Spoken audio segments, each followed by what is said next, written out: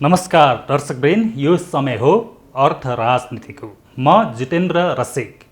अर्थ राजनीतिमा मुलुकको अर्थतन्त्रसँगै आर्थिक सुशासनका कुरा र अर्थतन्त्रमा हुने हरेक किसिमका नीति वा अराजनीतिका सन्दर्भ केलाउने गर्दै आएका छौँ। प्रतिनिधि सभा विघटन हुनु अघिल्लो मन्त्री परिषदको बैठकले कृषि क्षेत्रमा विदेशी लगानी गर्न पाउने प्रावधान ल्यायो र सरकारले अर्थतन्त्रका बाह्य सूचकाङ्कमा समेत सुधार देख्ने दावी गर्दै कृषिमा विदेशी लगानीलाई स्वीकृति दियो।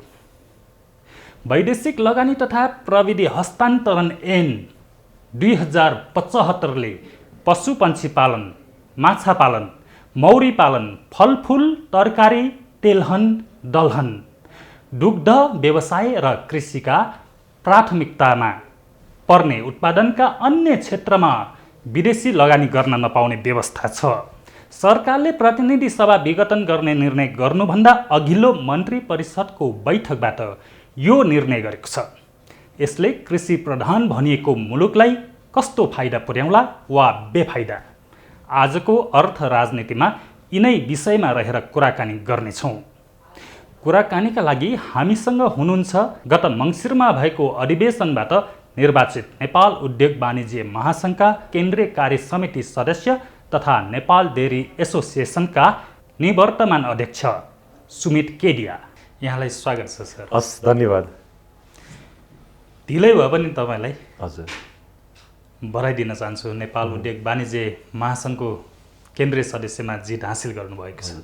धन्यवाद। यहाँहरूको शुभेच्छा र सबैको मायाले जुन म त्यहाँ जान जुन पाएको छु त्यो प्रति फेरि पनि हजुरलाई चाहिँ धन्यवाद दिन चाहन्छु। के छ महासङ्घको हालखबर? महासङ्घको हालखबर एकदम राम्रो छ र यो अब हाम्रो नयाँ एउटा टिम हामी त्यहाँ गइसकेपछि हामीले अहिले के गरेका छौँ भने एउटा नयाँ भिजन पेपर पनि हाम्रो अध्यक्षज्यूले पनि प्रत्येक मिडियामा प्रत्येक ठाउँमा उहाँले भन्नुभएको छ। अब आउने दिनमा चाहिँ हामीले निजी क्षेत्रलाई यो कोभिड-19ले गर्दा चाहिँ जुन अर्थतन्त्र र समग्र देशलाई जुन अप्ठ्यारो परेको छ त्यसमा उद्योग वाणिज्य महासङ्घको पनि ठुलो एउटा जिम्मेवारीलाई बुझ्दै कसरी यो आर्थिक गतिविधिलाई राम्रो गर्ने, कसरी हाम्रा व्यवसायहरूलाई चाहिँ हामीले राम्रो गर्ने, त्यो विषयमा हामी चिन्तित भएर हामी लागिरहेछौँ। विगतमा अधिवेशन हुने बेला हजुर तपाईँहरू व्यवसायी दुई ध्रुवमा विभाजित हुनुहुन्थ्यो। हजुर अब यो चुनावसम्मको लागि मात्र हो भन्दै हुनुहुन्थ्यो त्यति बेला। अब मिलिसकेको अवस्था एकदम हजुर। किनभने हामी चाहिँ एउटा कुनै पनि सङ्घ संस्थामा परिवारमै भनौँ, घर परिवारमा पनि विषयवस्तुमा तर्क वितर्क हुन्छ। तर यहाँको मिडिया मार्फत, टेलिभिजन मार्फत मैले के निवेदन गर्न चाहेँ भने त्यो बेला दुईटा पक्ष तीनटा पक्ष देखे तापनि अब हामी सबैजना एकजुट भएर चाहिँ हाम्रो मात्रै एउटा गोल भनेको, लक्ष्य भनेको के छ भने हामीले देशमा आर्थिक क्रान्ति कसरी गर्ने भन्ने मात्रै हाम्रो लक्ष्य छ र हामी जुटेका छौँ। भनेपछि अब समीक्षा भयो होला। अघि पनि तपाईँले भन्नुभयो कोभिडका होइन विषयलाई लिएर अबको अर्थतन्त्र चलायमान बनाउने त्यो योजना तपाईँहरूको अब बैठक पनि बसिसकेको अवस्था छ। के छ भावी योजना?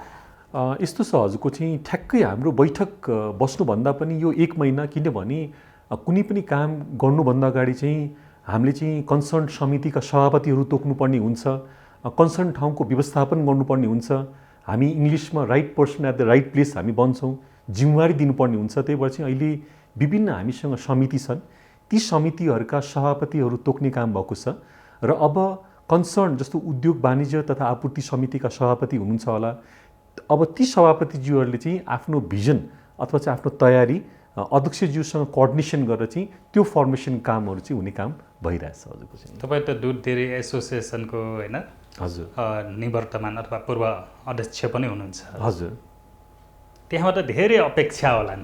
हजुर तपाईँ केन्द्रीय सदस्यमा जितिसक्नु भएपछि के छ त्यतातिरको अवस्था? एकदम हजुर। किनभने त्यो ठाउँमा जाँदै गर्दा साथीहरूको पनि एउटा अपेक्षा, किनभने धेरै वर्षदेखि चाहिँ म यो उद्योग व्यवसायमा म लागेँ र त्यो क्षेत्रमा उद्योग वाणिज्य महासङ्घमा जाँदै गर्दा साथीहरूको अपेक्षा पनि छ र म निरन्तर एउटा निवर्तमान अध्यक्षको हैसियतले, उद्योग वाणिज्य महासङ्घको कार्यसमिति सदस्यको हैसियतले निरन्तर म व्यवसायी साथीहरूसँग सम्पर्कमा छु र डेरी व्यवसायहरूको समस्याहरूलाई चाहिँ कसरी समाधान गर्ने त्यतातिर पनि म एकदम लागेको छु भन्ने पनि मैले हजुरलाई निवेदन गर्न चाहन्छु। शुभकामना। अब हामी लागौँ मूल विषयतिर। एकदम हजुर।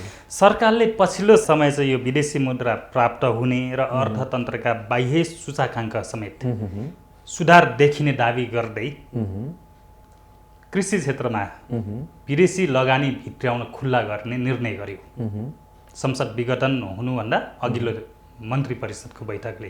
यसलाई तपाईँहरूले कसरी हेरिरहनु भएको छ? हजुरलाई भन्दाखेरि यो साह्रै दुर्भाग्यपूर्ण कुराको हिसाबले चाहिँ हामीले हेरेका छौँ। किनभने नेपाल जुन कुरामा आत्मनिर्भर उन्मुख, जस्तो दुध, मासु, अन्डा, माउरी, माछा, चिया, जुन कुराहरूमा नेपाल आत्मनिर्भर उन्मुख थियो भने नेपाल सरकारले के गर्नु पर्थ्यो भने यी क्षेत्रहरूलाई अझै कसरी प्रवर्धन गर्ने, बढीभन्दा बढी नेपालीलाई यो मूल्य श्रृङ्खलामा कसरी जोड्ने र जहाँसम्म दुधको कुरा छ, मैले हजुरलाई निवेदन गरेँ हामी आजको दिनमा नेपालमा 80% आफै हामी आत्मनिर्भर भएको अवस्था। केही नभए पनि यसमा 5 लाख कृषक परिवार भनेर त्यो साना साना परिवार जसमा 2-3टा गाई राखेर चाहिँ यति आय आर्जन भइरहेछ, यत्रो उद्यमीहरू चाहिँ यसमा आश्रित छन्, 30 अर्बभन्दा बढी यो क्षेत्रमा लगानी छ। अब हजुरले भन्नुहोस् भोलिको दिनमा चाहिँ कुनै पनि देशले आफ्नो नागरिकलाई, आफ्नो जनतालाई, आफ्नो व्यवसायलाई प्रवर्धन गर्ने कि विदेशी लगानीको नाममा चाहिँ बाहिर ल्याउने हो। नेपालमा यी कृषि क्षेत्र आत्मनिर्भर नभइदिएको भए चाहिँ हामीलाई केही भनाइ चाहिँ थिएन। भनेपछि यो योजनाले, सरकारको यो निर्णयले हजुर अब नेपालको कृषि क्षेत्रमा लगानी गर्ने लगानीकर्ताहरूलाई हजुर अर्को समस्या थपिन्छ वा चुनौती थपिन्छ भन्ने मान्यता हो? मलाई के लाग्छ भने जस्तो यो विषयले गर्दा चाहिँ अब के हुन्छ भने जब त्यो मल्टिनेसनल कम्पनी जब अब नेपाल प्रवेश गर्छ, त्यसपछि हामी जस्ता न्यून वर्गका उद्यमी व्यवसाय, न्यून वर्गका किसान जुन नेपालमा विदेश नगएर चाहिँ हामी आफ्नै देशमा के गर्नुपर्छ भनेर चाहिँ जुन हामी बसिरहेछौँ, हामी पलायन हुन्छौँ र हामी पलायन भइसकेपछि चाहिँ भोलिको दिनमा हजुरले पनि हामीलाई चाहिँ त्यो एयरपोर्टमा कतार जाने लाइनमा चाहिँ हजुरले चाहिँ अब चाँडै हामीलाई चाहिँ पाउनुहुन्छ। किनभने यो कुरा मैले किन भने के हामीले आफ्नो व्यवसाय बन्द गर्नुपर्ने हुन्छ र व्यवसाय बन्द गरिसकेपछि 2 छ्याक दाल भात त चाहियो, त्यसको लागि चाहिँ मानिसले कि यहाँ जागिर खोज्छ कि विदेश जान्छ? होइन, सरकारले त यो दाबी गरिरहेको छ नि, तपाईँहरूले त्यो अवस्था आउँछ भनिरहँदा होइन, मुलुककै कृषिजन्य सामग्री चाहिँ अब निर्यातको बाटोमा जानेछ, साना किसानहरूले पनि त्यसलाई त्योबाट चाहिँ लाभ लिन सक्छ होइन, त्यो भन्ने खालको धारणाहरू आइरहेको छ नि। एकदम हजुर। र मैले यहाँलाई हजुर के निवेदन गरेँ भने हामीले के बाँकी छोडेका छौँ त? हामीले पनि त हजुरको चाहिँ आज धेरै सहयोग नभएर पनि 80% त हामीले त आत्मनिर्भर यतिकै त पुगेको त पक्कै पनि छैन होला। हामी पनि दिनरात लागेर पुऱ्याएका छौँ। त्यही मैले हजुरलाई के भन्न खोजिरहेको थिएँ भने सरकारले बरु हामीलाई अझै प्रवर्धन गरिदिएको भए त त्यो 80%लाई त हामी 100%मा त पुर्याउँथ्यौँ होला नि। भनेपछि मुलुकभित्रैका लगानीकर्तालाई समेट्न सक्ने गरी हजुर नीति ल्याउनु पर्छ। किनभने अहिले नेपालमा कृषिमा प्रवर्धन गर्नका निमित्त यहाँ स्रोत पनि छ, यहाँ साधन पनि छ, हरेक कुरा छ। हामी सरकारलाई मात्रै के भनिरहेको थियौँ भने केही नीतिगत कुराहरू चाहिँ सम्बोधन गरिदिनुहोस्, हामी यो 80%लाई 90लाई हामी 100 पुर्याउँछौँ भन्दा पनि र संसदले पनि विदेशी लगानी तथा प्रविधि हस्तान्तरण ऐनलाई संसदले जुन यसलाई पास गर्नुहुन्न भन्ने कुरालाई संसद विघटन हुनु बित्तिकै यो गर्नुपर्ने, यो चोर बाटोबाट चाहिँ ल्याउनु पर्ने किन त्यस्तो आवश्यकता पर्यो? यसको अर्थ चाहिँ के छ भने यसमा हाम्रो देशलाई धरापमा पार्नका निमित्त चाहिँ केही व्यक्तिहरू चाहिँ केही त्यस्ता कम्पनीहरू चाहिँ लागेको भन्ने प्रष्ट हिसाबले चाहिँ यो देखिन्छ हजुरको चाहिँ। एक पक्ष व्यवसायीहरूले त भनिरहेका छन् नि, जस्तै अहिले पछिल्लो तथ्याङ्क अनुसार पनि मुलुकमा 10 लाख मेट्रिक टन चाहिँ धानको अभाव छ। त्यसै गरी मकै ब्राजिलबाट ल्याउनु पर्ने अवस्था छ। विभिन्न कृषिजन्य क्षेत्रका उपजहरू जस्तै दलहनका कुरा भए होइन, विभिन्न यो चाहिँ उपजलाई, कृषि उपजलाई विदेशबाट आयात गर्नुपर्ने अवस्थामा कमसेकम विदेशी लगानी भित्र्यायो भने त्यसले चाहिँ लार्ज क्वान्टिटीमा त्यसले उत्पादन गर्ने क्षमताले मुलुकलाई धान्न सक्छ। त्यही कारण यसलाई चाहिँ नीतिगत रूपमा अलिक सुधार गरेर मुलुकमै एक खालको साना किसानको सुरक्षा पनि हुने, त्यो हिसाबले आयो भने सरकारलाई स्वागत गर्न तयार छौँ भनिरहेका छन् नि केही व्यवसायी। मलाई के लाग्छ भने हजुरको चाहिँ अब म समग्र कृषिमा त म प्रवेश गरिनँ, किनभने यो धेरै ठुलो क्षेत्र हो। तर जहाँसम्म हजुरको चाहिँ केही आइटमहरू जस्तो जुन कुरालाई चाहिँ हाम्रो यो विदेशी लगानी तथा प्रविधि हस्तान्तरण ऐनले पनि जुन भनेको छ, जस्तो आजको दिनमा दुध भयो, मासु भयो, अन्डा भयो, माउरी भयो, मह भयो, यी कुराहरू, माछा भयो, यी कुराहरू भनेको चाहिँ के छ भने हजुरको चाहिँ आत्मनिर्भर उन्मुखतिर चाहिँ छ हैन। त्यही भएर चाहिँ अब कुन आइटममा ल्याउने हुने अथवा चाहिँ नहुने त्यो अब एउटा सरकारले क्याटेगोरी बनाएर एक खालको त्यसलाई वर्गीकृत गरेर हजुर योजना ल्याउनु पर्यो। तर जुन कुराहरूमा चाहिँ हजुरको चाहिँ अलरेडी हामी सेल्फ सफिसियन्टतिर हामी चाहिँ छौँ भने, र जहाँसम्म हजुरले चाहिँ मकैको कुरा गर्नुभयो, धानका कुराहरू गर्नुभयो, मलाई के लाग्छ भने नेपालमा हरेक किसिमको स्रोत साधन नभएको होइन, हामीले सपोर्ट पनि नपाएको होइन, मात्रै प्रब्लम कहाँनिर छ भने हामी चाहिँ नीतिगत तहमा जुन किसिमको एउटा प्लानिङ गर्नुपर्ने त्यो प्लानिङ हजुरको चाहिँ नभएको कारणले चाहिँ, जस्तो अहिले पनि हजुरले हेर्नुभयो भने कतिपय खेतहरू खण्डीकरण भइरहेको अवस्था यहाँले पाउन सक्नुहुन्छ। त्यो ठाउँमा चाहिँ हाम्रो सिँचाइ हजुरको चाहिँ पुग्न सकिरहेको चाहिँ छैन, हाम्रो चाहिँ समयमा हजुरको चाहिँ मल हामीसँग आइपुग्दैन। त्यही पछि नेपाल, हाम्रो समस्या के भइदियो भने विदेशीले हामीलाई सहयोग गर्यो भने चाहिँ हामी गर्न सक्ने, तर नत्र हामी गर्न नसक्ने, यो मानसिकताबाट चाहिँ हामी निस्किनु पर्यो। र नेपालमा अहिले हजुरले हेर्नुभयो भने प्रत्येक हजुरको चाहिँ भूगोलमा हामीसँग प्रशस्त हजुरको चाहिँ त्यहाँको क्लाइमेट अनुसार त्यहाँको हरेक हिसाबले चाहिँ हामीसँग हरेक थोक हुँदा पनि यो मानसिकताको कारण र प्लानिङको कारणले गर्दा चाहिँ हामीलाई के लाग्छ भने अरूले चाहिँ विदेशीले हामीलाई सहयोग गरेको खण्डमा हामी गर्न सक्छौँ, नत्र हामी गर्न सक्दैनौँ। तर नेपालमा चाहेको खण्डमा, इच्छा शक्ति भएको खण्डमा हामी धेरै कुरा गर्न सक्छौँ भन्ने मलाई विश्वास छ। भनेपछि अब सरकारले नीतिगत रूपमा अलिकति सूक्ष्म ढङ्गले कृषि क्षेत्रलाई अलिकति अनुसन्धान गरेर विश्लेषण गरेर मात्र यो निर्णय गर्नु एकदम हजुर। अब यसले विदेशी लगानी ल्याउने निर्णय त सरकारले गर्यो हजुर, यसले मुलुकको कृषि तन्त्र भनौँ, कृषि क्षेत्र, कृषक उनीहरूलाई कस्तो खालको बेफाइदाहरू पुर्याउँछ भन्ने लाग्छ? एकदम हजुर, यसले के हुन्छ, फाइदा के हो बेफाइदा के हो? मैले अघि पनि हजुरलाई मैले भनेको थिएँ, कुनै पनि राष्ट्रले दुईटा कुरा के हेर्ने गर्छ भने मेरो राष्ट्रमा मैले बढीभन्दा बढी रोजगारी कसरी सृजना गरौँ र मैले आफ्नो राष्ट्रमा बढीभन्दा बढी आर्थिक क्रान्ति कसरी गरौँ।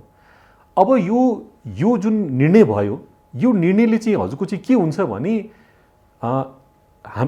राष्ट्रले एउटा उद्योगमाथि हेऱ्यो, एउटा मल्टिनेसनल अथवा दुईटा मल्टिनेसनलमाथि हेऱ्यो, तर त्यो एउटा मल्टिनेसनल आउनु बित्तिकै यहाँ हामीले के हेर्छौँ भने सयौँजना लाखौँजना हजुरको चाहिँ अब बेरोजगारी हजुरको चाहिँ यो क्षेत्रमा बढ्ने भयो। हजुरले चाहिँ राम्रो के र नराम्रो, म पहिला बेरोजगारी हजुरको चाहिँ बढ्ने भयो। र अर्को भनेको चाहिँ के छ भने जुन एउटा आर्थिक क्रान्ति जुन हजुरको चाहिँ यो 50 जना 100 जना 1000 जनाले जुन गर्न सक्थ्यो त्यो एउटा माथि मल्टिनेसनल कम्पनीले गर्ला जस्तो चाहिँ देखिएन। र यसले गर्दा चाहिँ के हुन्छ भने मोनोपोली पनि हजुरको चाहिँ बढेर जान्छ। जसले तपाईँले भन्नुभयो जस्तो बेरोजगारीको कुरा उठिरहँदा मल्टिनेसनल कम्पनीले त अब धेरै सङ्ख्यामा होइन रोजगार दिन सक्ने सम्भावना हुन्छ नि। कृषि क्षेत्रलाई अलिकति त्यहाँ काम गरिसकेपछि भनेपछि तपाईँको धारणा चाहिँ जुन यो प्रविधिको प्रयोग उच्च हुन्छ र जनशक्तिको प्रयोग कम हुन्छ भन्नु खोज्नु भयो? एकदम हजुरले जुन भन्नुभयो मल्टिनेसनल कम्पनीहरूलाई मैले हजुरलाई पनि अहिले भने आजको यो औद्योगिक क्रान्तिमा बढी मान्छे प्रयोग गर्नुभन्दा पनि उहाँहरू चाहिँ बढी मिसिन प्रयोगबाट चाहिँ काम गर्नमा चाहिँ विश्वास गर्नुहुन्छ हजुरको चाहिँ। र हामी जस्ता उद्योगहरू चाहिँ के छन् भने अलिअलि हामी प्रविधिको पनि हामी प्रयोग गर्छौँ र हाम्रो चाहिँ बढीभन्दा बढी मानव संसाधनलाई कसरी हामी प्रयोगमा ल्याउँ त्यो पनि हाम्रो प्रयास रहन्छ।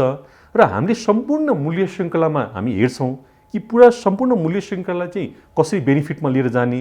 तर मल्टिनेसनल कम्पनीहरूको चाहिँ कस्तो हुन्छ भने एक सोचाइ र एक सूत्रमाथि के हुन्छ भने प्रफिट र प्रफिट होइन। र यो पैसालाई चाहिँ हजुरको चाहिँ मुनाफालाई चाहिँ बाहिर कसरी चाहिँ लिएर जाने। देशको पैसा ठिक छ उहाँहरूको अधिकार हो, तर भोलिको दिनमा त यो पैसा त सबै बाहिर जाने हो, नेपालमा त रहँदैन हजुरको चाहिँ। त्यही भएर चाहिँ मेरो मात्रै यहाँ भनाइ के छ भने हामी विदेशी लगानीको विरोधी होइनौँ। मैले हजुरको टेलिभिजन मार्फत चाहिँ के भन्नु खोजेँ भने सरकारले विदेशी लगानी कुन क्षेत्रमा लिएर आउनु पर्यो जहाँ जस्तो हाइड्रो यो टुरिज्म हुन सक्ला, हाइड्रो पावर हुन सक्ला, अथवा सर्भिस सेक्टर हुन सक्ला, ब्याङ्क हुन सक्ला, तर जुन क्षेत्रमा हजुरको चाहिँ यत्रो जनता हजुरको चाहिँ आबद्ध छन्, यति मानिसहरूले रोजगारी पाइरहेछन् र यत्रो आर्थिक क्रान्ति भइरहेछ भने त्यही क्षेत्रमा किन आज 601 जना सांसद हुँदाखेरि विभिन्न पोलिटिकल पार्टीका सांसदहरू थिए, ती मान्छेहरूले पनि त नबुझेर यो गर्नुहुन्न भनेर त पक्कै पनि भन्नुभएको थिएन होला। र आज संसद भङ्ग भएकै भोलिपल्ट चाहिँ यो ल्याउनु पर्ने आवश्यकता चाहिँ के थियो त? यसको अर्थ चाहिँ के छ भने यसमा केही स्वार्थ भएका व्यक्तिहरूले चाहिँ राष्ट्रको बेहितका निमित्त चाहिँ यो गरेको कुरा भन्ने हाम्रो चाहिँ ठम्माइ छ।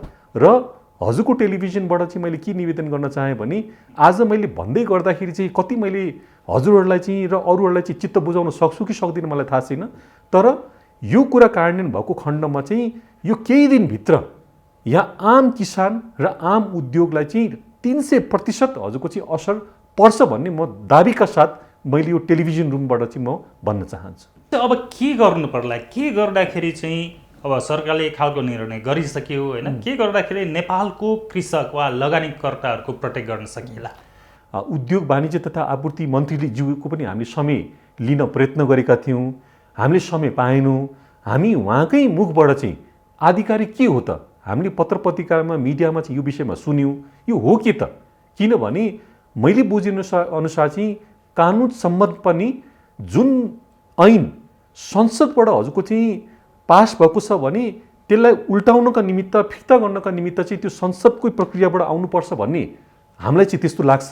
त्यही भएर चाहिँ त्यो संसद विघटन हुनु बित्तिकै यो कसरी सम्भव भयो कानुनी हिसाबले त्यो पनि हामी बुझ्न सकेका छैनौँ।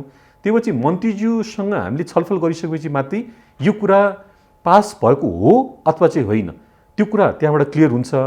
भएको छैन भने त अत्यन्तै राम्रो कुरा भयो, छ भने हामी यो कुरालाई, किनभने आज हजुरको चाहिँ देश निर्माणका निमित्त चाहिँ हामीले पनि यति रगत पसिना हामीले बगाएका छौँ भने गलत कुरालाई हामी हजुरको चाहिँ देशमा चाहिँ हामी आउन दिँदैनौँ। र यसका निमित्त चाहिँ आज मेरो माथि एउटा उद्योगको कुरा भएन, आज यहाँ लाखौँ किसान र उद्योगहरू चाहिँ यसमा आबद्ध भएको छैन भने हामी गलत कुराको चाहिँ हामी प्रतिकार गर्छौँ भन्ने पनि मलाई चाहिँ मैले यहाँहरूलाई अनुरोध गर्न चाहेँ। उद्योग वाणिज्य महासङ्घ होइन, यसले चाहिँ कसरी हेरिरहेको छ तपाईँहरूको सिङ्गो यो छाता सङ्गठनले चाहिँ? होइन, जस्तो हजुरको चाहिँ पहिला पनि जब यो संसदबाट जब यो कुरा पास भयो कि जुन कुराहरूमा नेपाल आत्मनिर्भर छ कृषि उपजहरूमा, त्यसमा चाहिँ यो विदेशी लगानी तथा प्रविधि हस्तान्तरणले चाहिँ इम्प्याक्ट गर्नुहुन्न, त्यो बेला चाहिँ हाम्रो समितिले, त्यो बेलाको समिति उद्योग वाणिज्य तथा आपूर्ति उपभोक्ता हित संरक्षण समिति, त्यो बेलाका सभापति हाम्रो विमल श्रीवास्तवजी हुनुहुन्थ्यो र विभिन्न पार्टीका सांसदजीहरू पनि हुनुहुन्थ्यो। उहाँहरूले हामीलाई बोलाएर हामीले त्यहाँ प्रेजेन्टेसन पनि दिएका थियौँ र किन आउनुहुन्न भन्ने हिसाबले उद्योग वाणिज्य महासङ्घ पनि त्यहाँ गएर चाहिँ सबै कुरा मैले हजुरलाई अघि पनि त्यही निवेदन गरेको थिएँ, सबै सांसदजीहरूलाई उहाँहरूले नबुझिकन पक्कै पनि यो ऐन हजुरको चाहिँ त्यो बेला पास भएको चाहिँ होइन र त्यो बेला हजुरको चाहिँ पास भएको कुरालाई आज जुन हिसाबले चाहिँ त्यसलाई उल्टाउने काम भएको छ, यसमा चाहिँ नेपाल डेरी एसोसिएसनमाथि होइन कि उद्योग वाणिज्य महासङ्घ भनौँ अथवा चेम्बर अफ कमर्स भनौँ अथवा उद्योग परिसङ्घ भनौँ, मेरो विचारमा कोही पनि खुसी छैनन् होला भन्ने मलाई चाहिँ त्यस्तो लाग्दछ। यस्तो पनि भएको हो नि होइन, विगतमा जस्तै लगानीका अवसर छ नेपालमा, तर जुनमा फाइदा हुन्छ त्यसमा मात्र लगानी गर्ने क्या लगानीकर्ताहरूले। नेपालमा कृषिजन्य क्षेत्रमा लगानी गर्ने थुप्रै क्षेत्रहरू छन् क्या, त्यता पहिचान गरेर काम नभएको देखिन्छ नि, त्यसैले यो सरकारबाट त्यता जान बाध्य भएको कि होइन? मलाई त्यो लाग्दैन हजुरको। अहिले हजुरले हेर्नुभयो भने हाम्रा निजी क्षेत्रका साथीहरू चाहिँ धेरै कृषि उपजहरूमा लाग्नु भएको छ। जस्तो मै हजुरको चाहिँ विगत 15 वर्षदेखि म दुध क्षेत्रमा म आबद्ध छु, हामी चिनीमा छौँ, हामी मैदामा छौँ, अरू साथीहरू चाहिँ जस्तो अब हाम्रो फलफुलमा हुनुहुन्छ, तरकारीमा हुनुहुन्छ। त्यही भएर चाहिँ विगतमा के थियो त्यो आफ्नो ठाउँमा छ, तर अहिले चाहिँ हजुरको चाहिँ यो यी त भयो होइन, तपाईँले भनिरहँदाखेरि यो वन पैदावारको क्षेत्रमा अथाह हामीसँग लगानी गर्ने क्षेत्र छ क्या, त्यसमा कसैको ध्यान गएन भनिन्छ नि। वन पैदावार जडीबुटी होइन, यसमा यस्तो पनि हुन्छ। त्यही भएर चाहिँ मैले हजुरलाई के निवेदन गरेँ भने लिङ्केजको पनि धेरै आवश्यकता पर्छ। जस्तो हामी भनेको त एउटा इन्भेस्टर हौँ अथवा चाहिँ हामी एउटा उद्यमी हौँ। त्यही भएर चाहिँ जस्तो अब हजुरले वन पैदावारको कुरा गर्नुभयो, त्यसमा चाहिँ के हुनुपर्छ भने वन मन्त्रालयले चाहिँ हजुरको चाहिँ यो विषयमा चाहिँ निजी क्षेत्र जस्तो उद्योग वाणिज्य महासङ्घ चाहिँ एउटा निजी क्षेत्रको छाता सङ्गठन छन् भने वन मन्त्रालयले हामीलाई निम्त्याएर यो सम्भावनाहरू छन्, त्यसको लागि चाहिँ हामी यो फेसिलिटेट गर्न हामी तयार छौँ। मैले एउटा इक्जाम्पल मात्रै दिन खोजेको, त्यही भएर चाहिँ सरकारले के पनि गरेको होइन मैले त्यो भन्दिनँ, तर कहीँ न कहीँ हजुरको चाहिँ ग्यापिङ भयो। जस्तो मैले हजुरको चाहिँ कृषि क्षेत्रमा लागेको छु र त्यो विषयमा मेरो इन्ट्रेस्ट पहिला जगाउने काम त गरिदिनु पऱ्यो नि हजुर। जस्तो अब विदेशमै पढेँ, बाहिर पढेँ, नेपाल आएँ, अब मलाई त्यो पहाडको भूगोल जानकारी नहुन सक्ला। अब त्यो विषयमा भूगोलै जानकारी छैन भने म त्यहाँ गएर चाहिँ म कसरी आफ्नो उद्योग स्थापना गर्ने? त्यसपछि यहाँले चाहिँ के बुझिदिनु पऱ्यो भने हामी निजी क्षेत्रले चाहिँ हजुरको चाहिँ आर्थिक क्रान्तिका निमित्त, देश निर्माणका निमित्त चाहिँ हरेक सेक्टर्समा होइन, हामी चाहिँ हजुरको चाहिँ प्रफिट ओरिएन्टेड जहाँ 2 पैसा मुनाफा हुन्छ त्यही मात्रै लाग्ने, अरू त्यो पक्कै पनि होइन। त्यसपछि हामी हरेक ठाउँमा हामी लगानी गर्न हामी चाहन्छौँ, तर सरकारले पहिला यहाँको जनतालाई, यहाँको निवेशकर्तालाई चाहिँ पहिला प्राथमिकतामा राखेर त्यसपछि जुन क्षेत्रमा हुँदैन, जस्तो म हजुरलाई फेरि पनि निवेदन गरेँ, हाइड्रो पावर भनेको महासागर हो, त्यहाँ चाहिँ हजुर हाम्रो इन्भेस्टमेन्टले माथि भ्याउँदैन। त्यो सेक्टरमा बरु एफडिआई निम्त्याओस् न त। टुरिज्म सेक्टर, त्यहाँ चाहिँ हजुरको चाहिँ खर्बौँ रुपियाँको चाहिँ इन्भेस्टमेन्टको आवश्यकता पर्छ, तर कृषि क्षेत्रमा चाहिँ त्यस्तो खर्बौँ रुपियाँको इन्भेस्टमेन्ट नपरेर यहीँको जनताले, यहीँका उद्यमी व्यवसायले गर्ने कुरा चाहिँ मेरो विचारमा त्यसमा विदेशी लगानीको आवश्यकता अहिले चाहिहाल्ने, आवश्यकता परिहाल्ने जस्तो मैले चाहिँ देख्दिनँ हजुरको चाहिँ। अब के गर्ने त? अब यो खालको निर्णय भएको होइन, आइसकेको छ, अब यो कार्यान्वयनमा आयो भने के गर्नुहुन्छ त? यसमा मैले फेरि पनि भने हामी चाहिँ कुनै सडकमा गएर टायर बाल्ने, आगो बाल्ने त्यस्तो किसिमको हामी समुदाय पनि होइन। हामी त एउटा तर्क वितर्क गर्ने, हामीले आफ्नो एउटा छलफल गर्ने हामी त्यो समुदाय हामी पर्यौँ। त्यही भएर चाहिँ हामीले यो विषयमा, यो गलत निर्णयको बारेमा चाहिँ हामी आम जनतालाई होइन हजुरको माध्यमबाट, मिडियाको माध्यमबाट हामी चाहिँ बढीभन्दा बढी व्यक्तिलाई चाहिँ हामी पुर्याउन प्रयत्न गर्छौँ र प्रयास गर्छौँ, र जति दिन हाम्रो उद्योग व्यवसाय, जति दिन त्यो आम किसान जति दिन चल्न सक्छन् त्यसपछि बन्द बाहेक हामीसँग के विकल्प रहन्छ, र यसको सम्पूर्ण जिम्मेवारी चाहिँ अहिलेको सरकारले चाहिँ लिनुपर्ने हुन्छ।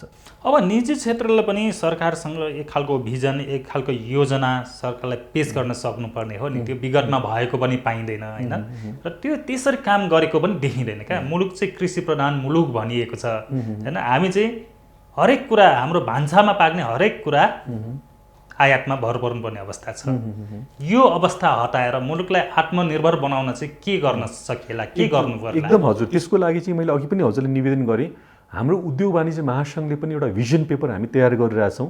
भिजन पेपरको अर्थ चाहिँ हामी अहिले 6 महिनामा के गर्ने, वर्ष दिनमा के गर्ने, 5 वर्षमा के गर्ने, र त्यो भिजन पेपर केही दिनभित्र हाम्रो तयार हुनु बित्तिकै हामी के गर्छौँ भने विभिन्न मन्त्रालयसँग, किनभने एउटा कुरा हामी किन बिर्स्यौँ भने हजुरको प्राइभेट सेक्टर र पब्लिक सेक्टरको जबसम्म कोअर्डिनेसन हुँदैन त्यो बेलासम्म चाहिँ आर्थिक क्रान्ति अथवा देश समुन्नत हुन सक्दैन। त्यही भएर चाहिँ हामी चाँडै जुन ठाउँमा ग्याप छ, जस्तो कृषि क्षेत्रमा कहाँनिर ग्याप छ, सर्भिस सेक्टरमा कहाँनिर ग्याप छ, टुरिज्ममा कहाँनिर ग्याप छ, त्यो ग्यापहरूको पहिचान गर्दै भिजन पेपरलाई तयार गर्दै अनि हामी सम्बन्धित मन्त्रालयमा गएर चाहिँ यो कुरालाई चाहिँ हामी अगाडि बढाउने हामीले अठोट नै लिएका छौँ हजुरको चाहिँ। हामी कार्यक्रमको अन्तिम चरणमा छौँ। यो पछिल्लो संसद विघटनको घटनापछि यसले चाहिँ तपाईहरूको लगानीको क्षेत्रमा भनौँ, कृषिजन्य लगानीको क्षेत्रमा के कस्तो असर पारेको छ र पार्छ भन्ने लाग्छ तपाईँ? म अहिले पनि हजुरको यसले मुलुकको अर्थतन्त्रलाई त प्रभाव पार्छ नि हजुर, यो तपाईहरूको क्षेत्रलाई चाहिँ कसरी प्रभाव पार्छ? एकदम मलाई के लाग्छ भने अब संसद विघटन हुनु बित्तिकै अब कुनै पनि निर्णय अथवा कुनै पनि नीति अब हजुरको चाहिँ अहिलेको सरकारले चाहिँ कार्यान्वयन गर्न सक्दैन, त्यो चुनावपछि मात्रै हजुरको चाहिँ कार्यान्वयन गर्न सक्छ। त्यो बेलासम्म अब के हुने भयो भने हजुरको चाहिँ यो प्रगति अथवा विकास चाहिँ हजुरको चाहिँ थाती हुने भयो। त्यही भएर चाहिँ म त अहिले पनि एउटा के अनुरोध गर्छु भने नेपालले त्यो बेला एउटा अन्डरस्ट्यान्डिङ गरेर चाहिँ जब कुनै पनि संसारमै नभएको घटनालाई जब हामीले एउटा देखाएका छौँ भने अहिले पनि हजुरको चाहिँ राजनीतिक पार्टीहरू चाहिँ मिलेर किनभने के बुझिदिनु पर्यो भने पोलिटिकल एजेन्डा एउटा होला, तर जबसम्म हजुरको चाहिँ आर्थिक गतिविधि कुनै पनि देशमा बढ्दैन, त्यो पोलिटिकल एजेन्डाले मात्रै हजुरको चाहिँ काम गर्दैन।